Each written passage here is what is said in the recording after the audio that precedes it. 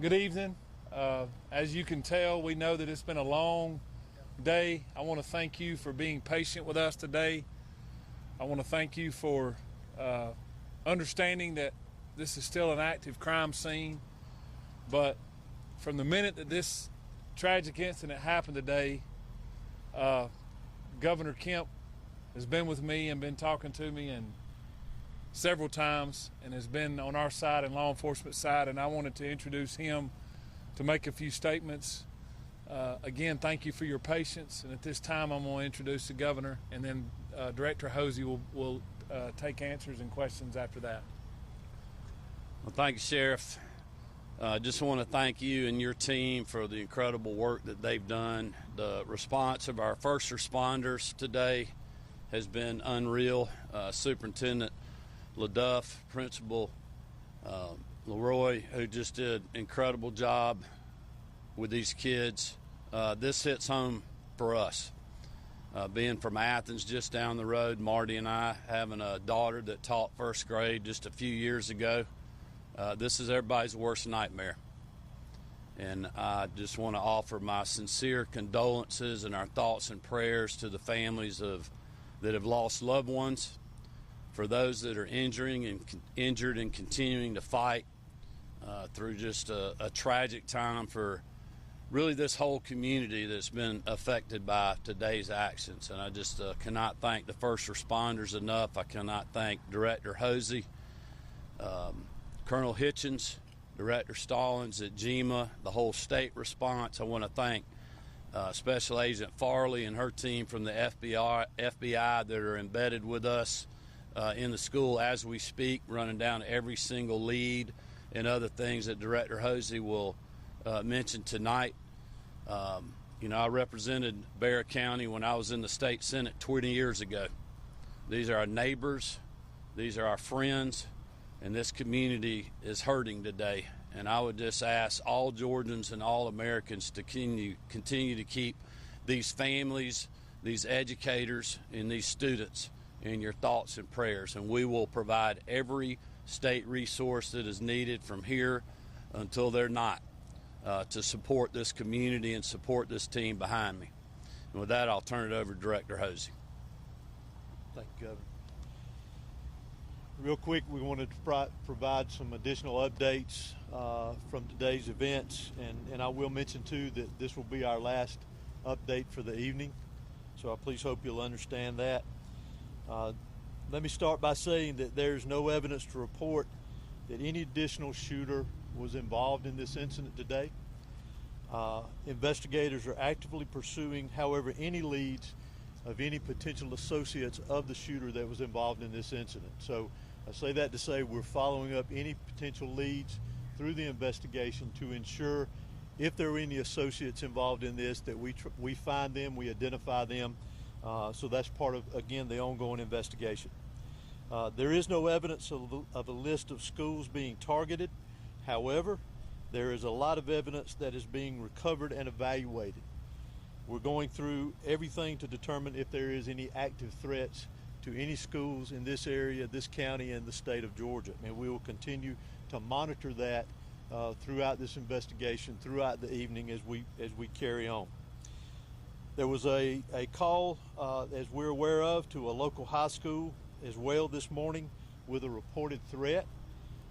Police responded and investigated and determined that there was no threat after all. There's been reports that a Colt Gray, who is another student here at the school, was involved, or Colt Gray was involved in this.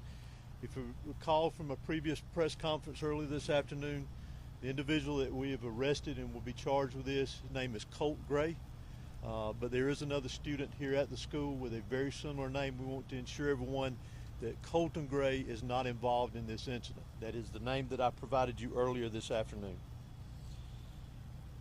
So those reports were inaccurate, if that was passed on to you. I do, however, want to identify the victims of this incident today, those that lost their life in this tragic event. Mason Shermerhorn, age 14, who is a student here at the school. Christian Angelo, who was 14, also a student here at the school. Richard Aspinwall, I'm not sure of his age, but he was a teacher here at the school. And Christina Irimie, I'm sorry for my pronunciation, who was also a teacher here at the school. We will post a list of these victims for the correct spellings for everyone later this evening after we complete the press conference here.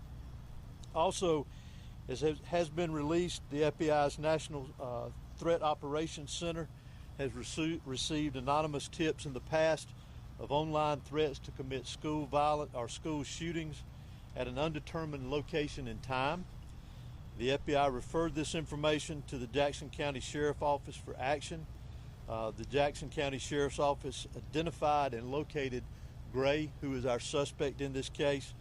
They conducted an investigation at that time, and there was no probable cause for arrest or to take any additional law enforcement action. This is not recent, this is in the past, but we wanted to bring that to your attention because we are pursuing that, working with the FBI on that, and any connection to that incident that could be connected to today's incident as well.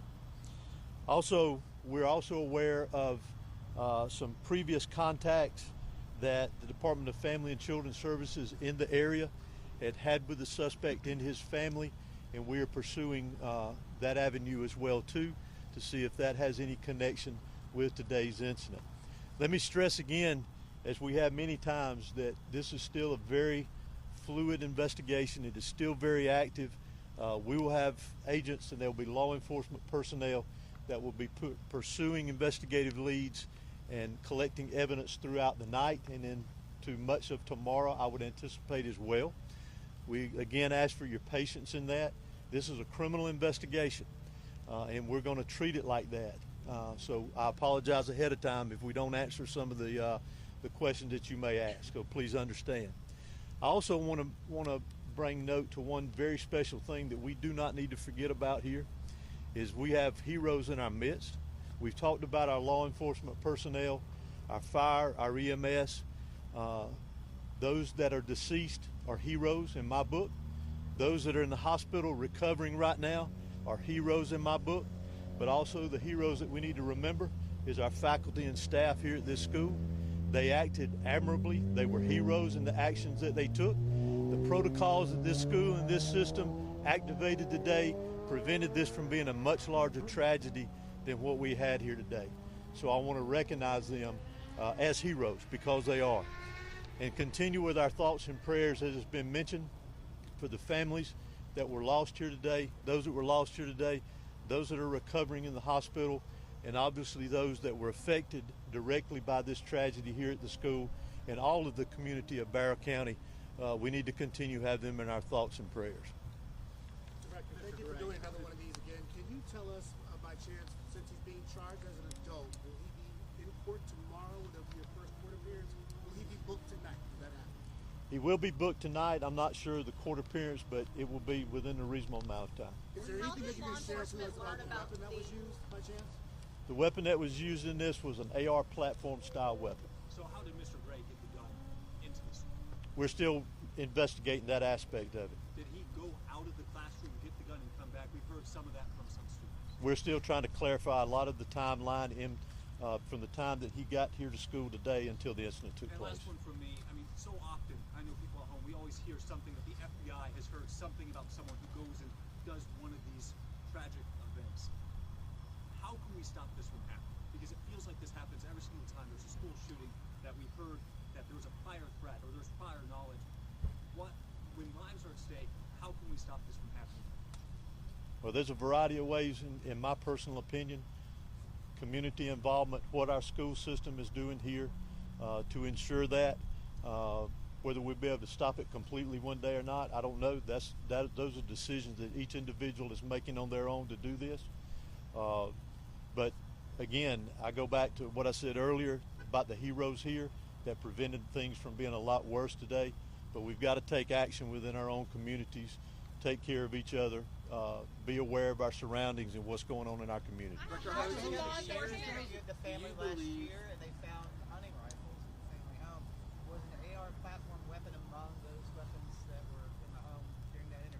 Again, that's part of a lot of the things that we're trying to clarify within the investigation. Again, we're very early. As a parent situation, was it from a 911 call from a faculty or staff member or from a student? Can you just expand on that since they got here within minutes? Could you also expand on why it was a female faculty member walking around looking for the student minutes before he shot up the school?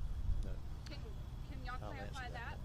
I'll let Director Why Hosey the answer that question. resource officer didn't approach him? Ma'am, let's get this question right here, and then we'll come You back asked to how was they notified? We discussed today, heard earlier, law enforcement here within several minutes. So we're just curious how the notification went through. Did 911 hear about it from a student, or was it a faculty that made that call alerting law enforcement? All of our teachers are armed with a form of an ID called Centegix. And Centegix alarms us and alerts the law enforcement office after buttons are pressed on an ID, and it alerts us that there is an active situation at the school for whatever reason, and that was pressed. And we've had that about a week now. And we've heard stories of students actually pulling other students while they were in the hallway, while all this chaos is happening, while shooting is going on. We've heard stories about students pulling their classmates into the classrooms to get them to secure, to get them to safety. What do you think that says about these young folks who are, very 13, 14, 15 years old, that they're looking out for one another like that? It's admirable. It's like Director Hosey said, we have heroes among us, and those students and teachers that did that today saved a lot of lives. This could have been way worse than what and again, the investigation is still trying to file through that information, but those kids are heroes and brave as well to do that when they hear an active shooter around them. Sheriff, you talked about let me get this one question right here. Did you have something else, man? No, it was me. Okay. I was asking, why did the school resource officer not go looking for this kid and approach him, and why they sent a female faculty member to the room, to the algebra room he was in with my daughter, looking for him instead of the school resource officer, or why the school allowed this boy to come and go from the class all the time. He would go and sign up for the restroom pass, leave the class, and come back sometimes, and sometimes never come back. He has been wandering this school. With all due respect, ma'am, I think your information is incorrect, and our investigation is going to lead to what we have, and we will be glad to answer your questions once that's done. I guess victims are lying to me then. Possibly. Sheriff, what can you tell us about the SROs? You talked about a lot of heroes. You talked about how one of the SROs encountered the shooter. What can you tell us about them, who they are, how long they've been working here, and what they did today? Both of the SROs that are here at these high schools, at all of my high schools, I have two there. Both of the SROs, to include a third one, was here today, not for any other reason other than to help and assist today. They're the true heroes as well. They were actively looking. They had an alert, I guess, if you will, and when they interjected, or when this shooting began, they interacted with the shooter, Mr. Gray, and as soon as they made contact with him, he gave up immediately. Can you share these officers' names? Not at this time. I'd rather not. Well, where is the shooter right now? You said in custody. The shooter is in custody at the Bear County Detention Center because he is a juvenile. He's being booked in, and he will be transported to RYDC. Were officials or school administrators tipped off by a threat here before the shooting happened? I'm not aware of that at this time. Sheriff or Director, can you say the condition on those injured that were taken to the hospital? Have you got any updates on how they're doing? All of our victims that are at the hospital are going to make it and going to recover well, as we've been told, and we don't expect any more fatalities at this time. Last question. Has there been any shooting or tragedy to this scale inside a Georgia school that you're aware of? Can you speak to that? I can't speak to that, no. Can you put this in perspective for us then? What today has meant for law enforcement, for students, all of those affected? Tragic. When someone preys on kids, it's tragic. Like I said earlier, hate is not going to prevail in our county, and hate's not going to prevail in our state. And pure evil did what happened today. That's all I can tell you. I want to continue to say that. I'm proud of the men and women behind me. I'm proud of the women that stood beside me. I'm proud of the men and women who protected these kids. I'm proud of this staff. I'm proud of this community. And I just ask for prayers. Thank you. Is there any more your office can do to prevent shootings like this at schools? Well, look, we've done a tremendous amount on school safety, but today is not the day for politics or policy. Today is the day for an investigation to mourn these precious Georgians that we have lost, to thank the first responders that went, into the line of fire, the school staff, superintendent, the principal, and others that are just trying to hold this community together. That's what we need to be focused on right now.